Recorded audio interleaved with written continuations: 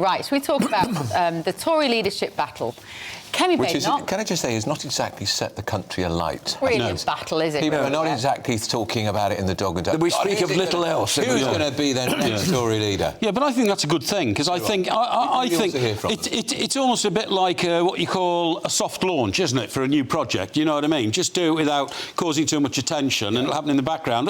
I'm glid it's happening without much interest from the rest of the world. Because the public is not interested.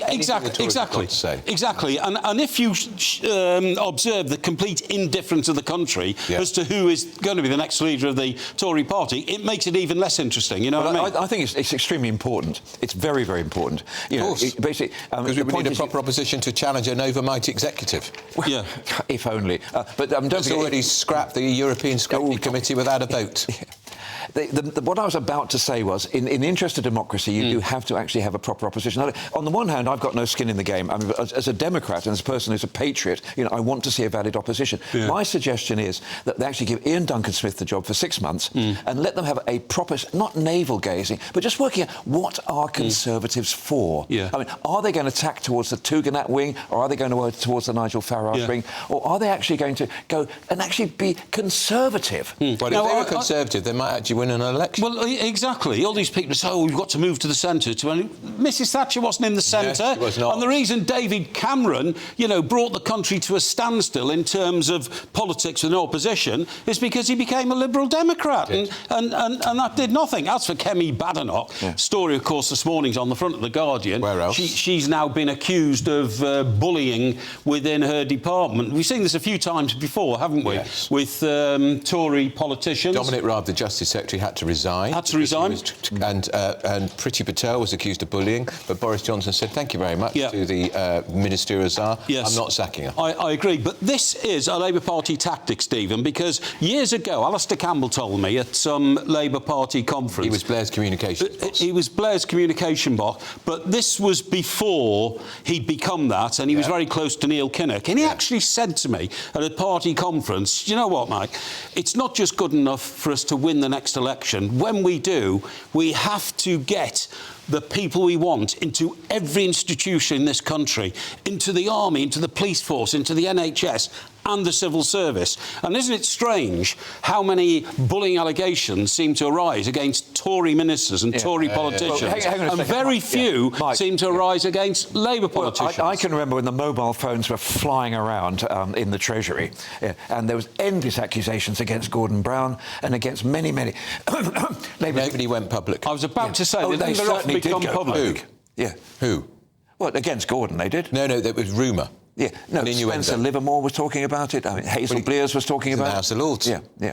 I only read one story once about Gordon Brown apparently got angry and pushed somebody out of a chair and jumped onto a keyboard or something like that. But again, it was very wishy-washy, might have happened, whereas with Dominic Raab and Priti Patel, official investigations were set up. And in my view, they've now lowered the bar so low for the allegation of bullying that I think in one case with Dominic Raab, he was accused of bullying because he scolded a member of his department for getting facts wrong in a briefing paper that had been prepared for him. Which is what he should have... Well, don't forget, Jacob Rees-Mogg was accused of bullying because he left a note on somebody's desk saying, I was in here this morning, where were you? But the stuff that came out about John Prescott, believe you me, that came from within the civil service. But I hear that, but there were no official reports into investigations. Exactly. Is there an official report into the Kemi Badenoch? No, they're trying to start one. Yeah. There isn't one.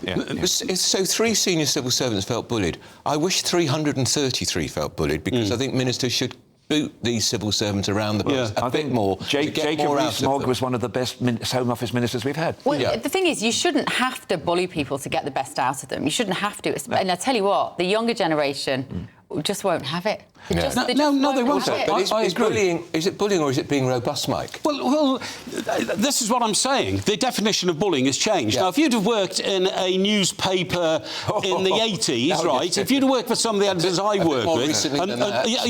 well, certainly in the 80s, and then it started getting a bit better. But Andrew and I can tell you that bullying was not just an occasional problem.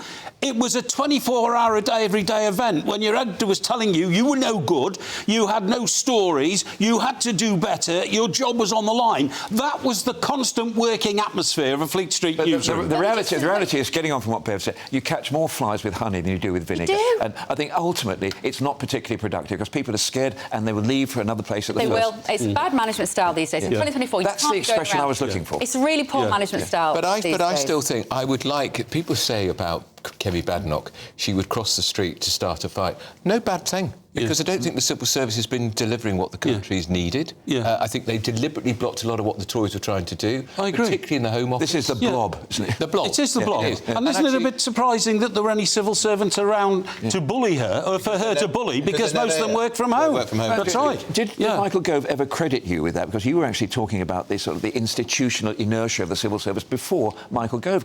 Did you ever get any credit for that? Why do I need the credit? I'm a mere humble hack. I'm a mere humble hack. And getting back to David Cameron, Andrew, you're an expert in politics. Mere humble Isn't the first thing he should have done when he became Prime Minister to have cleared out these people in the civil service who were institutionally against... Yes, all of them. They were institutionally against Conservative politics. When I can remember when the new Labour government got in '97, again and again, the heads of information were being all being dispatched changed and sympathised by Alistair Campbell. Absolutely. And when Cameron got in, he should have changed all that, and also he should have said that wretched Human Rights Act out. He should have got rid of the whole Blair mindset, but he adopted it, I'm afraid, which is why the Tories have never recovered, because they've never governed proper Tory administration ever since. So similar.